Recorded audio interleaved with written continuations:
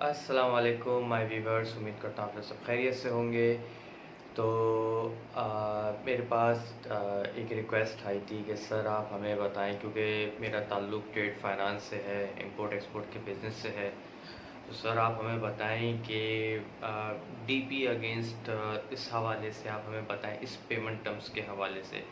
तो ये मैं वीडियो पूरी शूट कर रहा हूँ। डीपी वेबसाइट क्या होती है, कैसे यूज़ होती है, प्रोसीजर क्या इसका होता है। तो मेरे साथ जुड़े रहिए, ये वीडियो आप लोग के लिए बहुत फ़ायदेमंद होगी।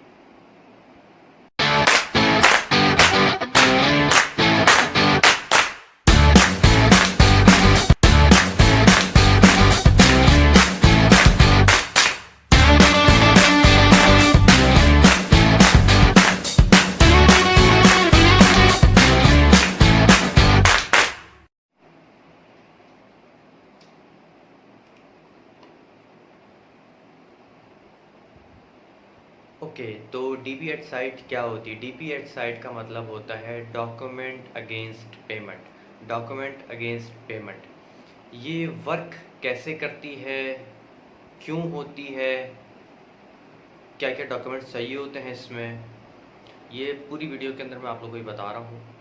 डीपी एट साइट का मतलब है डॉक्यूमेंट अगेंस्ट पेमेंट। ये पेमेंट टर्म यूज़ होती है इंपोर्ट एक्सपोर्ट के बिज़नेस में। अगर मैं बैठा हुआ हूँ इंडिया के अंदर और मुझे कुछ गुड्स मंगवाने हैं अमेरिका से, ऑलराइट। गुड्स में आप कह लें कि मुझे चॉकलेट मंगानी, फॉर एग्जांपल चॉकलेट का पूरा एक कंटेनर मुझे इंडिया के किसी भी पोर्ट पे मुझे मंगवाना है अमेरिका से। मैं आपको जस्ट फॉर एक एग्जांपल में आपको पूरे सिनेरियो में आपको बता रहा हूँ, एक इमेज बता रहा हूँ कि कैसे वर्क करेगी। मैं हूँ बायर हूँ और मुझे बात करनी है सेलर से। अब हमारी सेलर मुझे कह रहा है कि सर आप हमें 20% या 50% आप एडवांस दें और बाकी हम बीएल के ऊपर हम आपको बीएल की कॉपी देंगे और आप हमें 50% और दें, तो फिर हम आपको बीएल आपको आपके ऑफिस के एड्रेस पे भेज देंगे। अब जहाँ बात आ गई एडवांस की, तो ये हो गई बड़ी प्रॉब्लम। आप उस पर भरोसा नहीं करते कि भाई मैं एडवांस दूंगा उसको सेलर को, तो वो मेरा एडवांस पी ना जाए, मतलब चीट ना हो जाए मेरे साथ। वो आप पे भरोसा नहीं कर रहा है कि अगर मैंने गुड्स भेज दिए विदाउट एनी सिक्योरिटी, तो ऐसा ना हो कि मेरे गुड्स इंडिया के पोर्ट पे जाके फंस जाएं। तो इस सॉल्यूशन में एक तो पहले होता है लेटर ऑफ क्रेडिट। अगर लेटर ऑफ क्रेडिट नहीं अवेलेबल है तो डीपी एट साइट फिर यूज़ की जाती है। डीपी एट साइट वर्क कैसे करती है, वो वर्क इस तरह करती है। मैंने उस सेलर को बोला कि डीपी एट साइट, उसने बोला ओके एक्सेप्टेड। वो पूरी पैकिंग गुड्स की, मेरी पूरी शिपमेंट की 20 फीट कंटेनर अगर मैं मंगवा रहा हूँ चॉकलेट्स का, तो वो पूरी प्रिपरेशन करेगा, बॉक्स वगैरह में डालेगा, कंटेनर में डालेगा। डॉक्यूमेंट्स जो चाहिए होंगे, इनवॉइस, बीएल, फाइटो और फ्यूमिगेशन, और भी अगर जो मेरी रिक्वायरमेंट होगी मेरे पोर्ट के हवाले से, वो मैं उसको ऑलरेडी बता दूंगा कि शिप करने से पहले मुझे ये सारे डॉक्यूमेंट्स तुम्हारे पास से चाहिए। वो सारे डॉक्यूमेंट्स प्रिपेयर कर लेगा। प्रिपेयर करने के बाद वो भेजेगा, वो डालेगा अपने बैंक में। अगर उसका बैंक है for example bank of America और मैं इंडिया में हूँ, मेरा बैंक है आईसीआईसीआई बैंक, ओके। वो अपने बैंक में सबमिट करेगा all original documents. Original documents वो अपने बैंक में सबमिट करेगा। उसका जो बैंक है वो मेरे बैंक में भेजेगा, मतलब जो मैं उसको बैंक का एड्रेस भेजूंगा कि भाई मुझे मेरे बैंक में इधर डॉक्यूमेंट्स चाहिए, तो वो मुझे डॉक्यूमेंट्स मेरे बैंक में भेजेगा। जब मेरे बैंक को शिपमेंट के डॉक्यूमेंट्स जब रिसीव हो जाएंगे, जब रिसीव हो गए, बैंक मुझे कॉल करेगा कि सर आपके कुछ शिपमेंट के डॉक्यूमेंट्स आए हैं, तो काइंडली सर आपकी इनवॉइस वैल्यू ये है। फॉर एग्जांपल के $10,000 की मैंने चॉकलेट्स मंगाई हैं, मैं फॉर एग्जांपल बात कर रहा हूँ। तो बैंक मुझे उसी वक्त नोटिफाई कर देगा कि सर आपके शिपमेंट के डॉक्यूमेंट्स आ गए हैं, please prepare $10,000, you have to pay, then you can collect the documents of your shipment.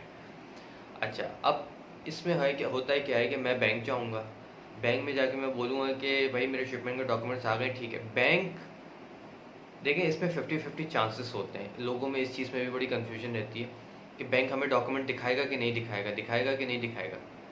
Bank sometimes bank आपको ओरिजिनल डॉक्यूमेंट्स आपके इन हैंड में रख के दिखा देता है आपको। आपसे रिसीव नहीं कराता है, आपको देता नहीं है जब तक पेमेंट ना हो जाए, दिखा देता है।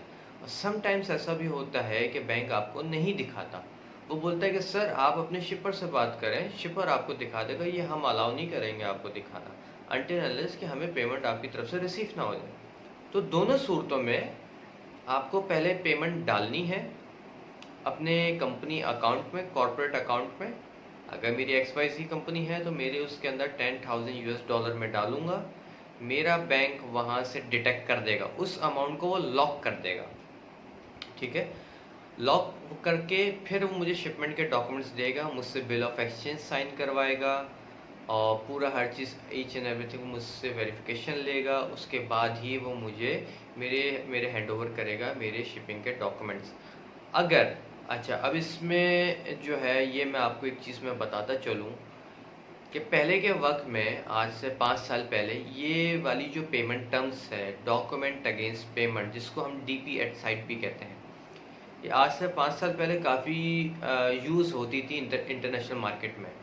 लेकिन अब आजकल बहुत ही रेयर आपको ऐसी पेमेंट टर्म्स देखने को मिलेगी। उसका रीज़न ये है कि सेलर जो होता है वो सेलर DP एट साइट पे एग्री नहीं करता, क्योंकि उसके साथ इतना बैड एक्सपीरियंस हो चुके हैं आजकल इंटरनेशनल मार्केट में।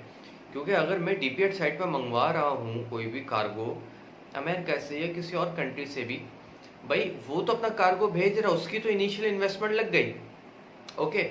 लेकिन मैं एज अ बायर, ठीक है, मैं तो एक अपना सिंगल पैनी भी मैं अपना खर्च नहीं कर रहा हूँ अनटिल अनलेस के जब शिपिंग के डॉक्यूमेंट्स मेरे बैंक में ना आ जाए, ठीक है। तो नॉर्मली लोग क्या करते थे पहले कि DP पे अपने पोर्ट पे माल को मंगवा लिया, माल मंगवाने के बाद वो सेलर को बोलते थे कि सर हम नहीं ले सकते। अब सेलर परेशान, सेलर बोले कि भैया आपसे मेरा कॉन्ट्रैक्ट हुआ है, ये हुआ है, वो हुआ है, मैं अगर बोल दूंगी मुझे नहीं लेना है तो सेलर मेरा क्या कर लेगा। तो ये एक किस्म की ब्लैकमेलिंग बहुत हुई है मार्केट में, ठीक है। मेरे दोस्तों के साथ भी हुई है, कुछ जानने वाले हैं उन लोगों के साथ भी हुई है।